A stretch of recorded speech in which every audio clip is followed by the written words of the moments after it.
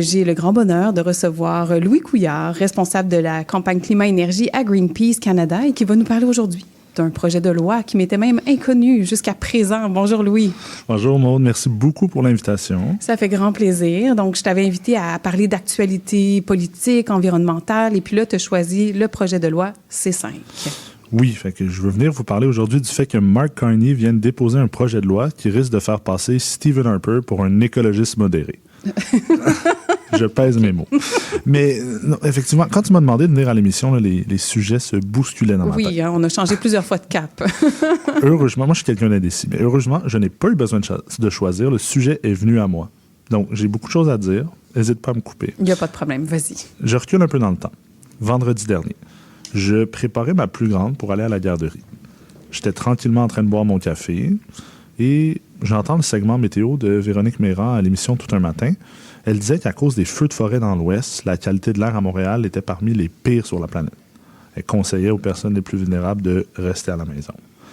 Donc moi, j'ai continué ma routine du matin un peu déboussolé, mais je suis allé porter ma grande à la garderie. Contrairement à l'habitude, j'ai laissé ma plus petite. Mon bébé de 4 mois, je l'ai laissé à la maison. Dehors, l'air était lourd, ça sentait la boucane. Sur le chemin du retour, j'ai reçu un texto. Un collègue qui me disait « Louis, prépare-toi, le premier ministre Carney va tenir une conférence de presse à midi. Il va présenter un nouveau projet de loi sur l'accélération du processus d'évaluation des grands projets énergétiques. Le projet de loi C5. » Là, moi, je prends une grande respiration, je prends mon téléphone, puis je commence à me filmer.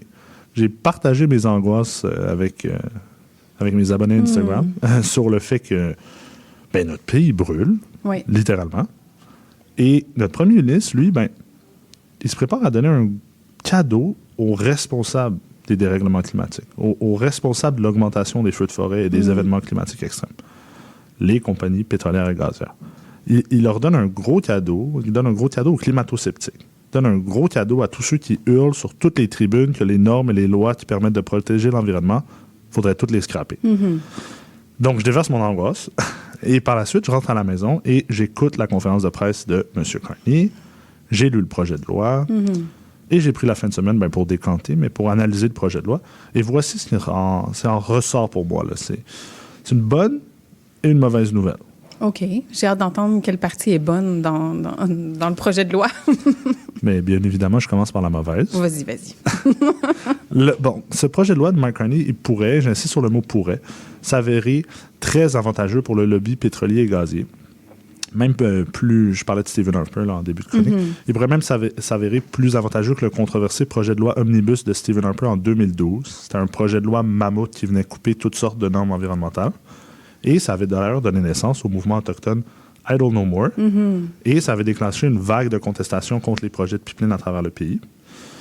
D'ailleurs, moi, c'est là que je pense que Mark Carney va se casser la face, va casser la figure et contourner les lois environnementales et les droits des peuples autochtones. C'est une recette pour engendrer des conflits qui finiront par ralentir encore plus les choses.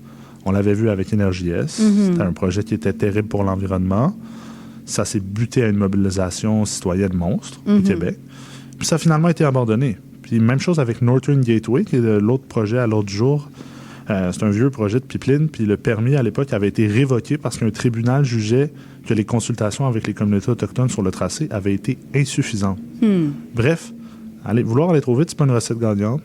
Tourner les coins ronds, non plus. Non, on l'a vu dans d'autres dossiers aussi. Oui, voilà. Donc, pour comprendre l'ampleur des impacts de ce projet de loi C5, je vous donne quelques faits saillants de mon analyse. Donc, premièrement, le projet de loi C5, ça créerait un bureau des grands projets qui, lui, serait en charge d'identifier et inscrire des projets jugés d'intérêt national. Il les inscrire sur une liste pour avoir un traitement prioritaire. Une fois inscrits sur la liste, ces projets-là, ils seraient plus soumis au processus d'approbation habituel, puis pourraient être exemptés des exigences de plusieurs lois fédérales, notamment la loi sur les pêches, la loi sur les espèces en péril, la loi canadienne sur la protection de l'environnement, la loi sur les évaluations d'impact. Bref, c'est pas très beau. Et ce projet de loi aussi, il suggère des éléments qui peuvent être pris en considération pour décider quel projet devrait être sur la fameuse liste. Je viens de dire peuvent. Oui. Donc, certains de ces critères-là, c'est promouvoir les intérêts des peuples autochtones, atteindre les objectifs du Canada en matière de changement climatique, apporter des avantages économiques pour le Canada. Mais Il ne s'agit seulement que de suggestions. Donc, c'est optionnel. Exact. Aucune obligation. En fin de compte, c'est le cabinet du premier ministre qui, là, c'est inscrit dans la loi, peut tenir compte de tout facteur qu'il juge pertinent. De sorte qu'il n'y a pas vraiment de critères clairs. Non. Ni non plus d'obligation de consulter le public. Donc, une création d'encore plus de zones grises sur des règlements qui devraient être tranchés au couteau et très, très paramétrés. Et c'est quoi la conséquence de ça? Bien, le processus d'évaluation de projet, il va devenir hautement politisé. Ça ne sera pas les meilleurs projets qui vont être retenus.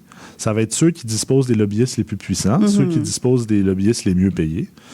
Puis l'absence de critères obligatoires pour déterminer si les projets sont d'intérêt national, bien, ça va encourager des manœuvres politiques en coulisses, des négociations à huis clos avec les grandes entreprises. D'autant plus que, tu sais, avoir un projet qui est inscrit sur cette liste-là, ça peut s'avérer extrêmement lucratif pour une entreprise. Donc, en plus de tout ça, c'est pas clair si ni comment les projets d'intérêt national ils vont garantir le consentement libre, préalable et éclairé des peuples autochtones. Parce que le projet de loi, il fait référence à UNDRIP, la Déclaration des Nations unies sur le droit des peuples autochtones. Oui. Mais le projet de loi, il prévoit aucun engagement en matière de consentement concernant la désignation des projets d'intérêt national. Seulement une consultation.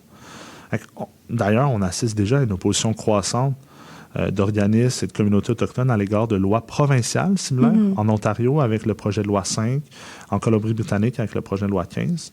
Donc, dans ces deux provinces-là, il y a une volonté aussi des gouvernements provinciaux d'accélérer les projets d'extraction de ressources et ça se heurte aux droits des peuples autochtones. Il pourrait très bien se passer la même chose avec le projet de loi C5 de Carney.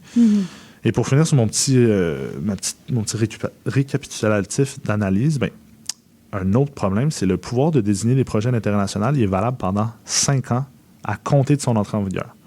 Donc, ça veut dire que même si le gouvernement actuel il peut bien affirmer qu'il n'abusera pas des pouvoirs extraordinaires prévus par la loi, ce qui est franchement difficile à croire. Oui, c'est ça. Tu sais, quand ils ont le pouvoir, pourquoi ne pas en faire usage? Exactement. Mais en plus, il ne peut pas en dire autant du prochain gouvernement. Ben non.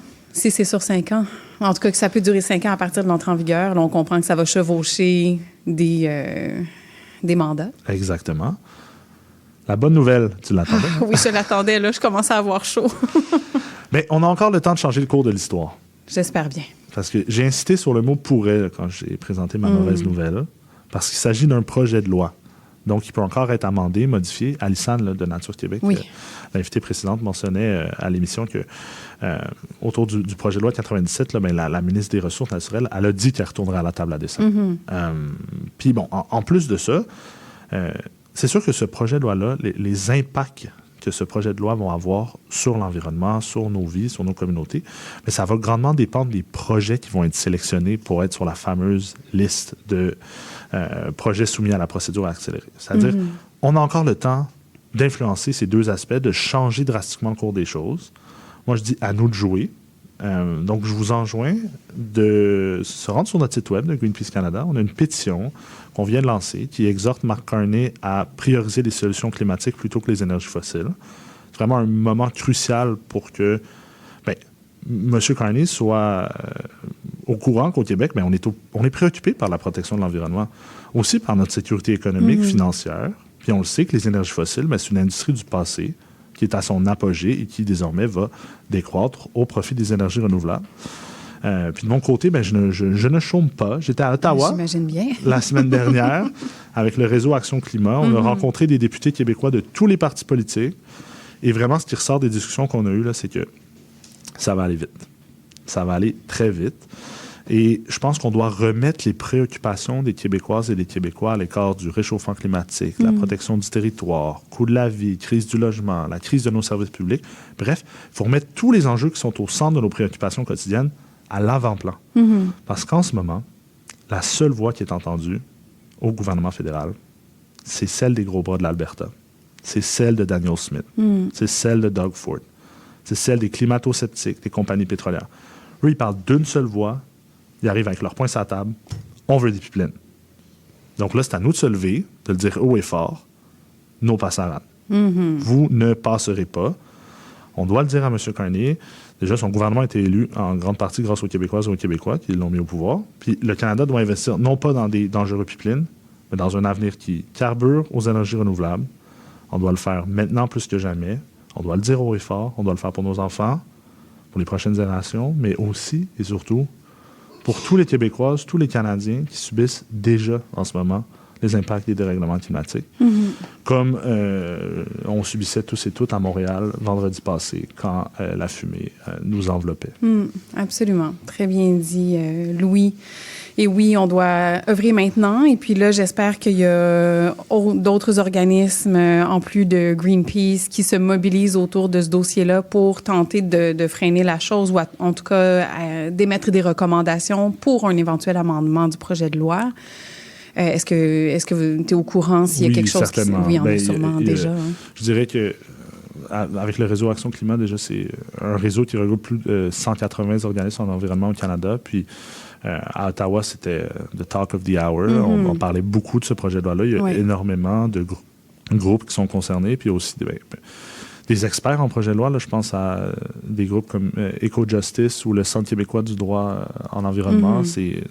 Sont aussi en train de faire leur analyse puis émettre des recommandations. Mais je pense que le mot d'ordre, c'est on est tous et toutes très préoccupés de ce qu'on se voit, non seulement en ce qui a trait à les potentiels impacts sur l'environnement de projets qui pourraient être fast-trackés, mais également juste le déni de démocratie qui est... On dirait que ça empire. Hein? Ouais. On dirait qu'il y a vraiment une montée. Là, on était un peu plus tôt avec Ellen Reeves, justement, pour l'agrandissement du port de Contrecoeur. Puis c'est le même principe. Oui, on vous écoute, mais pas vraiment, finalement. Puis tant pis, on passe à l'action malgré tout. Donc là, on se retrouve face à un système qui n'est pas démocratique du tout. Exact. Moi, c'est c'est vraiment ce qui me préoccupe le plus en ce moment. Parce que autant au provincial, avec... ce que la CAQ fait avec le baillon sur le projet de loi sur l'énergie, le projet de loi 69. On dirait qu'il y a un petit abus des baillons, là. Oui. Là, qu'est-ce qui va se passer au fédéral? Bien, Carney, il avance vite, il avance seul. Puis vraiment, quand on discutait avec les différents élus à Ottawa, c'était vraiment une préoccupation qui était partagée là, par tous les partis sur à quel point ça allait vite. Oui, cette accélération-là est particulièrement effrayante parce qu'on a l'impression de perdre le contrôle. C'est ça qui est en train de se produire. Exact. Puis eux aussi, éventuellement, là, à force d'accélérer tout le temps, même ceux au pouvoir, ils n'ont pas le contrôle sur les feux de forêt actuels, ils n'ont pas le contrôle sur les dérèglements climatiques. Bien, ils pourraient l'avoir en minimisant les impacts humains là, sur tout ça, sur ces systèmes-là, mais ultimement, quand ça se produit, qu'est-ce qu'on répond à ça? T'sais, on peut juste subir les impacts. Donc, voilà. On prend une grande respiration. On prend une grande respiration. Puis on se met à l'œuvre. Voilà, on se met en action. Donc, merci beaucoup, Louis Couillard, responsable de la campagne Climat et Énergie à Greenpeace Canada, pour cette actualité politique ce matin avec nous. Ça fait plaisir.